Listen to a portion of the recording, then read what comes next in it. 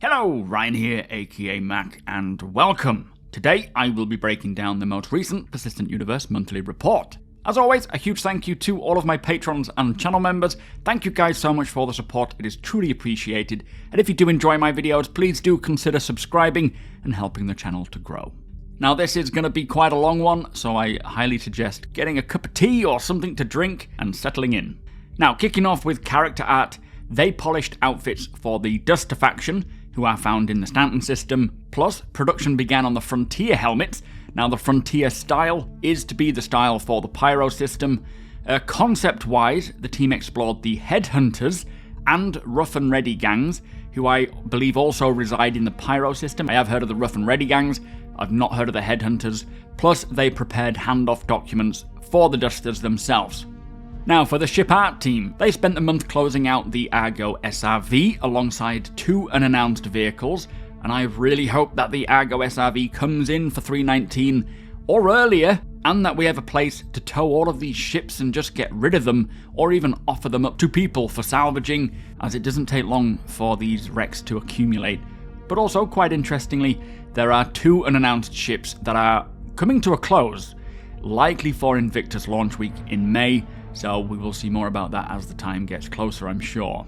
Now, the MISC Hull C received further support, with the team fixing several visual bugs and polishing where needed, and I do feel that with the small changes coming to the economy in 319 to accompany the mining changes, the Hull C may make an appearance. That is just me speculating. I can see it happening, but it is certainly not confirmed. Now, progress on the Crusader Spirit continued, with the ship moving from grey box to level of detail 0 phase. The vast majority, they say, of the interior and exterior grey box work is now complete, and this is really coming along very quickly. White box work began on two unannounced vehicles, with one receiving a flyable in-editor prototype. The grey box for a new vehicle approached completion, and it says with some unique manoeuvring components being heavily detailed, including front housing and suspension systems. The seat enter and exit mechanism was fleshed out, while the front and rear doors were adjusted to prevent clipping and create a tight seal when closed. So there is two unannounced vehicles that are coming to completion. There are two more that are beginning white box, so starting their work, plus a new ground vehicle, it seems, with suspension and a sealed cab or cockpit or whatever the seating arrangement is. And hopefully we can see this new wheeled vehicle physics update come soon as well. But personally, I'm really hoping it's a ground vehicle for salvaging. Anyway, moving on. The grey box on the Apoa Santokai is ongoing, with the wings and thrusters now fully modelled out. The landing gear was also redesigned to have a stronger look in comparison to the rest of the ship, while all visible pistons were removed in favour of mechanical muscles. It'll be very interesting to see how this looks. I did feel when we first saw the landing gear, or the exploration for the landing gear of the Santokai, it was a bit sparrow-leggy. It looked very strange, but it was an interesting direction, so glad that they've sort of beefed that out a bit, and having mechanical muscles instead of pistons will certainly set it apart as an alien ship. Now for the engine team, the physics team worked on the consistent handling of wheeled vehicles between gravity fields. So this to me sounds like with the updated wheeled vehicle physics, which is intended to create a more realistic experience for wheeled vehicles overall, the gravity variations from a planet to a ship might have caused a few issues. So hopefully this is what this work is to do, to make sure that when they do transition from ship to ground, it all makes sense. Now for the renderer, more code was refactored for Gen 12, and a lot of the legacy renderer code was removed, and support for debug viz of anti-aliasing and shadow mask rendering was added. Also, improvements to the temporal render mode for atmospheric and volumetric clouds continued, including improvements to stabilize color neighborhoods for reprojection and transmittance profiles. Not really sure what any of that is. Now on the core engine side, the remote shader compiler service received a final round of substantial performance improvements, and the exception handler was extended to better deal with recently occurring silent crashes. And finally, based on the memory tracking information made available by the 318 PTU, a new custom system allocator was implemented, which significantly reduces observed over-allocation and fragmentation, which is currently in testing. Now, moving on to the Arena Commander Features team, The Arena Commander rework was pushed to game dev, and now all development teams have the new front end, lobby system, racing tracks, and more. I think this is all coming in with 3.19, by the way. They also made improvements to Ellis 3, which is known as Green. That is the planet's name for Ellis 3. And this planet is host to the Horizon Speedway, which is one of the racetracks for the Murray Cup.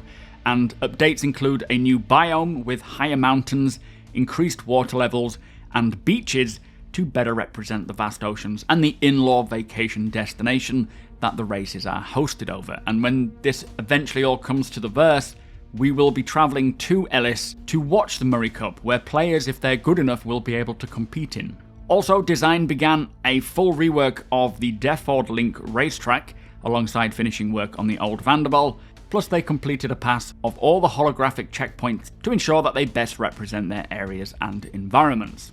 Now, moving on to character art and weapons features team, they revisited the prone locomotion set, as several successful mechanics used in the new EVA system can be transferred over. For example, the player character can now roll on the spot instead of spinning around at the hips, and as the player looks around, the collision shape does not change. Now, this replaces the button press for switching between front and back, and the player can just basically start moving from any prone position.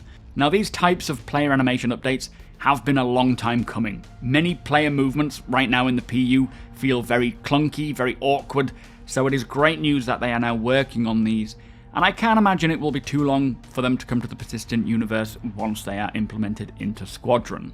Talking of which, the player character's pivot has also been moved further forwards, which centers the rotation in first-person view, closer to the camera in both idle and movement animation sets.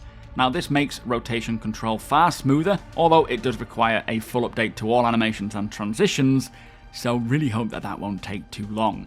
Now, as part of all this, the collision shape has been changed from a single capsule to multiple smaller capsules, and the main capsule is at the pivot, and all the others trail out behind it and are allowed some freedom to retract. I guess to make it look a lot smoother and more natural, maybe. The team also supported new behaviours around weapon heating. This does actually sound quite interesting.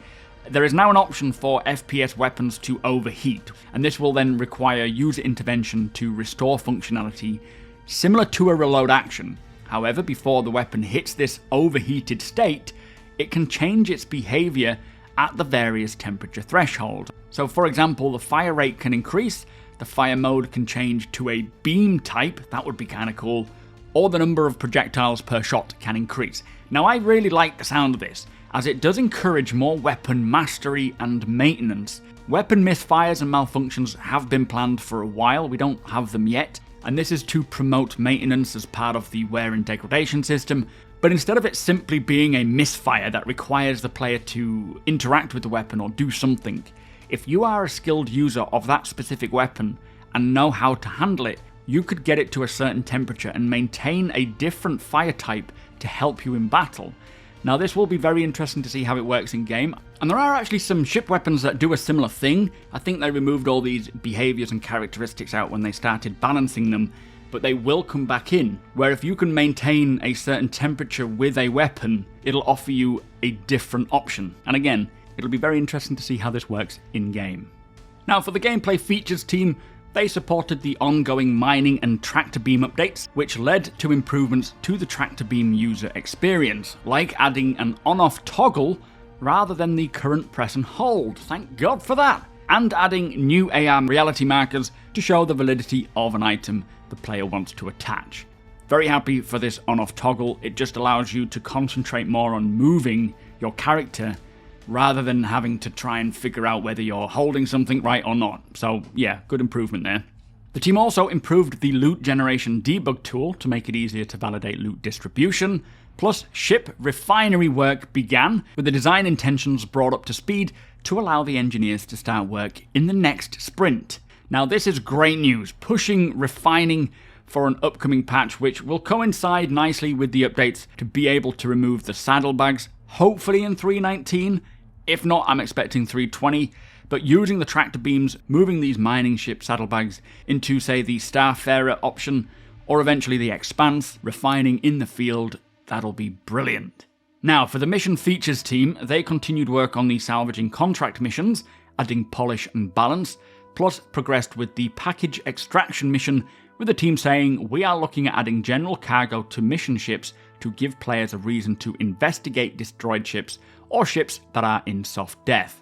Now, this is actually something that I've been wanting for a long while now, but basically this means for all of the missions that take us to a derelict ship, like the crew investigation missions or the package retrieval missions, there is a chance that we will find actual 1 SEU cargo boxes lying around, or maybe even in the cargo hold, instead of the 1/8 SEU boxes that we have right now, which don't really bring much of a profit at all. Now, this will mean anyone with space to store a 1 SEU box will be able to make additional profit by either collecting them and selling them, or even maybe potentially delivering them, finishing off a mission. So I really hope that this is a 319 thing, as it is going to be a great addition for gaining those extra credits while you're just doing the basic missions. Now, for this ship escorting mission that involves quantum travel, this progressed, the team says, and this mission type was mentioned last month, stating that players are escorting ships as they quantum travel and land at various locations. NPC ships, this is, not player ships, but potentially allowing players to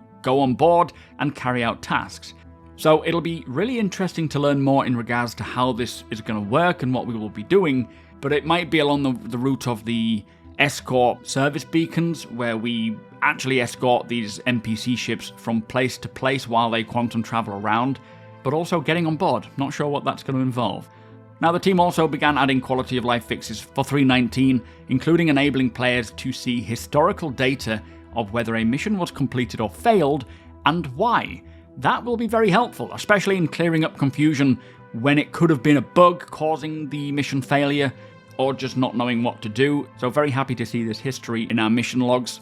They also modularized the missing persons mission so they can be used more easily by the content teams as part of the ongoing initiative to build a more modular system. Now, we heard about this on Inside Star Citizen, and what this will mean is instead of every missing person mission taking us to a cave, they should be found around other points of interest. But also, it will likely mean that you might be doing a different mission, like a package delivery mission, and then during that mission, you may be offered the option to search for a missing person because you're within the area, maybe. So linking various mission types together, as we heard on the recent episode of Inside Star Citizen. Now, production on a new mission began, known currently as Data Heist, which says it tasks players with reaching a location and stealing data.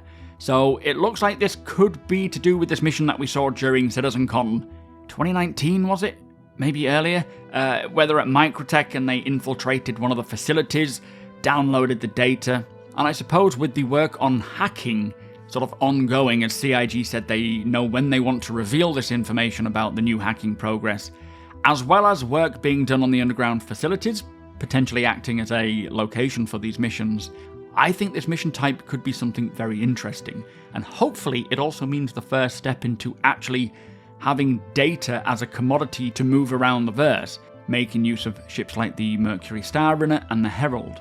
Now, on the lore side, the team worked on the ability to defend a ship's interior from trespassers, which includes not automatically adding players to the ship comms channel unless they are a party with the member. Now, of course, this does kind of sound counterintuitive to the defending of a ship from trespassers, as it gives the trespassers more ability to board the ship without the actual owner knowing, but this will likely all be part of the longer-term plan to A, allow for stowaways, as it should not be as simple as just checking your ship comms channels to see if someone's on board, and instead requiring a bit of a security sweep of the ship, or maybe even using your ship systems to check what life forms are on board.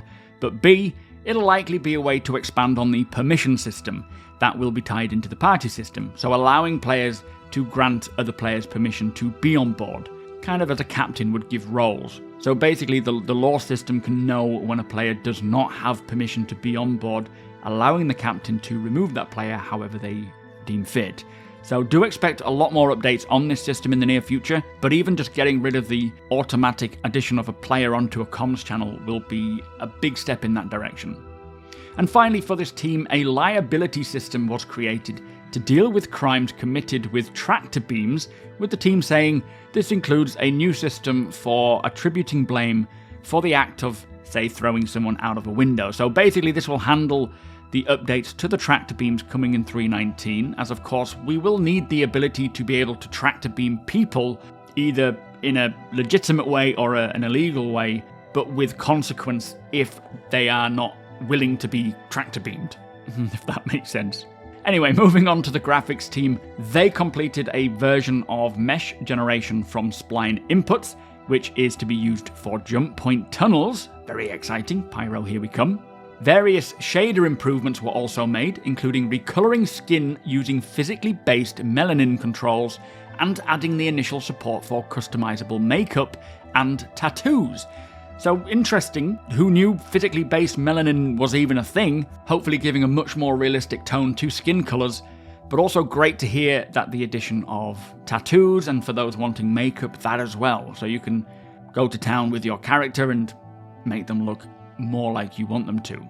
Now, improvements were also made to water reflection, refraction, and fogging. Work was also done which could lead to large draw call reductions on complex meshes, plus they started to integrate new logic into each individual streaming system for testing. They also made various changes to the render-to-texture system, including new culling options that will be required for the interior map feature. So for those of you who don't know, not only are we getting a brand new star map, which has just been implemented into the Squadron 42 branch, but also there will be an FPS and interior map as well, which will help us navigate any environment much easier. Now, for the Vulcan graphics API, updates were made to the backend to help visual parity with DX11, plus various debug modes were added to Gen 12 to surpass the functionality of the legacy renderer. So very happy that they've now surpassed the previous renderer, and Gen 12 is now the forerunner. Hopefully we are not waiting too long as well to see the Vulcan API come along, and the performance improvements that brings, plus all that it unlocks, like DLSS, FSR, ray tracing, and VR. Now, the programming team continued their work on quantum travel and fire, with quantum travel effects now rotating correctly based on movement direction, as well as various visual improvements based on feedback. And for the fire system, the framework for GPU fire particle spawning was added to allow for much greater particle counts, and entities can now exchange heat with the room that they reside in. And finally, for the Planet Tech team, they progressed with water, iterating on the simulation quality and building a system to manage and combine simulations for water surfaces. Plus, work on the asteroid system continued, with the aim, they say, of achieving a much more flexible system for shaping and distribution. So a lot of interesting features there, continuing on with their development. For me, this fire system is something I'm truly looking forwards to, as it will make any environment far more interesting, especially on board ships, as we will need to deal with the fire, how it can spread in a realistic way from room to room, or we could even use it to our advantage when attacking a location, like setting off a fire to flush out a bounty in an outpost, for example. So much potential with the amount of depth that they are going to with this system. It's just a matter now of getting it implemented. Now, for the in-game branding team, they continue to work on the Pyro Gang visual identity and environment, plus they made the final touch-ups to Invictus launch week and are currently exploring Ruin Station, adding new branding elements throughout. Ruin Station being the sort of hero landing location in the Pyro system, although we are getting many more different space stations, not just that one. The lighting team also spent time working on Invictus launch week, as well as lighting new and existing areas of Ruin Station, and they also made progress with their work on the Colonial Outpost modules in development by the Sandbox 1 team. Now, the Live Tools team began designing a new module for the Network Operations Center, and in the future, this shard management tool will support server meshing by displaying real-time information about the server. And we should be seeing that server meshing part 2 inside Star Citizen episode one of these days as well. Now, for the EU locations team, they also progressed with Ruin Station, looking for new ways for the player to traverse, and how new gameplay elements will fit into the areas already developed. I do like how they are always exploring new potential traversal options, as this really helps to expand on the various choices players will have when it comes to these missions, by either entering a location or escaping them in so many different ways. Now, the team also progressed with the local lore offices, developing layouts and working towards playable prototypes, and these locations are going to be so much fun. A place to drop off captured bounties, so expanding on bounty hunting to actually capturing them, but also those jails. I do wonder how they will work. Now, the cargo elevators were also worked on last month. The team prototyped elevators and how they will work in various scenarios, and I am very much looking forward to seeing these freight elevators for hangars and other locations come along, as they will tie into the hauling and cargo missions massively, allowing that profession to finally expand. The locations team also worked alongside the mission feature teams to add more platforms to Orison, which will be used for missions and to add additional points of interest to the city. So I suppose, unlike Lawville, expanding a place like Orison will be much easier, as A, it is the most recent built city, so they did future-proof it for expansion, more so than they could for Lawville being the first city, but also B, it is all floating platforms, so adding additional platforms can be done without affecting the rest of the city location. Now, non-airlock outpost entryways for use on Pyro's breathable planets were created. Finally, this has been needed for so long now, for Stanton as well, as it makes no sense really to have airlocks when the atmosphere is fine. Or maybe I'm just salty because I always forget my helmet. The team are also currently tidying up the underfloor areas of outpost modules for use in stealth gameplay. Hopefully we can see stealth gameplay and the player crouch movements improve and expand this year. It would be so much nicer to see a more of a Tarkov system with crouching and moving. I suppose similar to how we do now when we're stood up with the scroll wheel. That is not applicable to crouching yet, which I 100% certainly expect CIG to bring in. They're also wrapping up on the final pieces of Content Pack 3, which will enable the team to move on to outpost distribution across Pyro.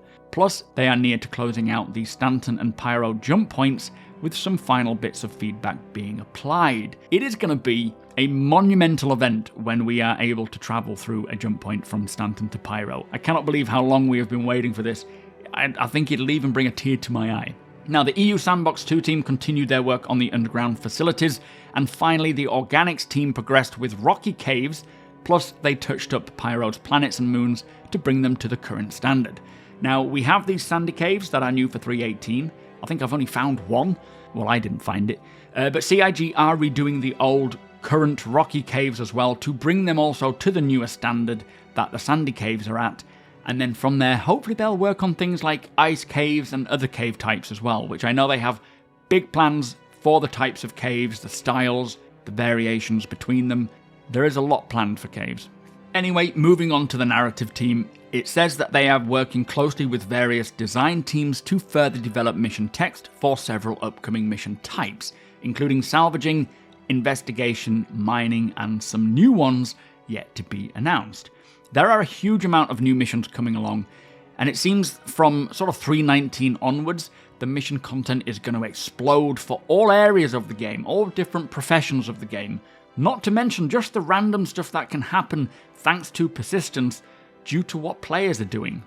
For Pyro, the narrative team revisited some of the scientific lore around the planets to ensure it aligns with the latest design and gameplay intents. Most likely this is due to it being retconned with the atmosphere on planets, as they were originally meant to be very desolate and uninhabitable, although I am glad they changed their minds for this one. They also started drawing out territories for the various gangs in the system, in the Pyro system, to see where they would operate and overlap, which they say could establish conflict zones. Now this sounds incredibly exciting. I can just imagine travelling through space or planetside and seeing two different NPC gangs fighting it out. You could just sit and watch, wait for the battle to finish, and then go in and loot, salvage, scavenge. I love this idea, especially if we can build rep with these gangs. Maybe one day we could fight alongside them. Or maybe the UEE could ask us to go and fight and repel them. Who knows? Now, the narrative team also began looking at the outlaw lifestyle for the players, specifically brainstorming a new approach for players drifting into criminality, rather than having unlawful missions available alongside legal ones. Now, it sounds interesting, not sure entirely what their long-term plans are here, but I do look forward to hearing more, as the outlaw lifestyle, the outlaw profession as such, should be just as in-depth as any legal version. Now, for the Montreal Online Services team, they have been working on many of the hotfixes for Alpha 3.18's live release, which were primarily aimed at inventory login, entitlement, and relieving stress on the global database, which is basically the 3.18.1 patch. That also added the new ASOP ship delivery system. And I will say that the 3.18.1 patch was mostly to enable players to finally get in and play. There's been a lot of players who haven't been able to even jump in from 3.18's launch, so 3.18.1 was specifically to target that issue, which it appears that people are now able to get in, and then 3.18.2 is to fix the bugs and to fix the delay and all these other issues, which will hopefully be coming along very soon as well.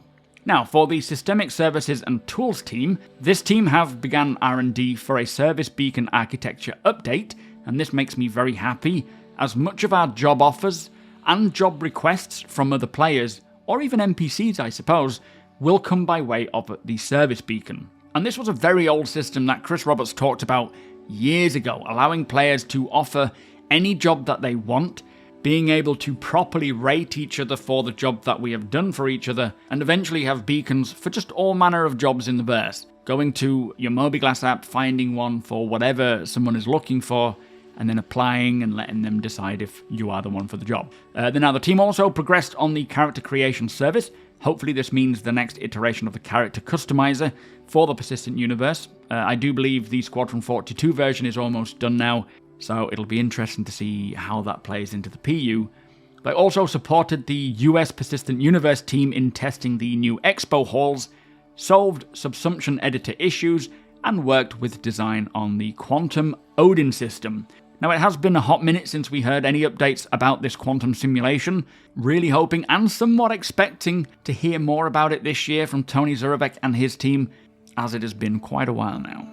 So, moving on to the UI team, it says artists supported several upcoming gameplay features by creating screen mockups and concepts along with ideas for in-world displays. They also worked on the new visor and lens setup for Squadron 42, which will eventually make its way into the Persistent Universe. Now, I really hope that this lens, as in contact lens, becomes something that we can remove, maybe change as well, upgrade, as it would be very cool to have certain contact lenses for certain roles, just like what they intend for helmets. The UI team also helped to improve the Vehicle Manager app data download speeds and improved the underlying loadout system for Arena Commander and Star Marine. Plus, they made incremental improvements to areas including text edit boxes, scroll bars, hollow volume interactions, and hyperlinks.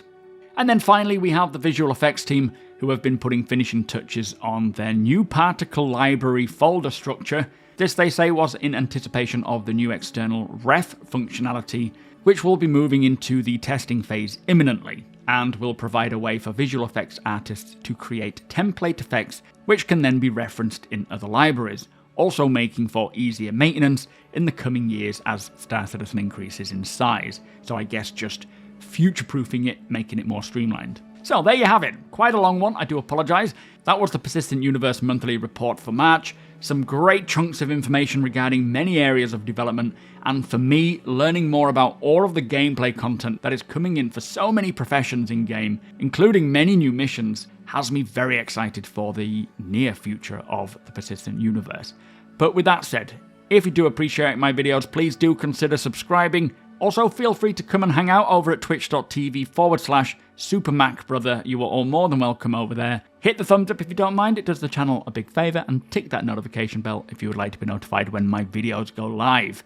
Again, a huge thank you to my patrons and channel members. Thank you for watching, and I'll see you in the next one.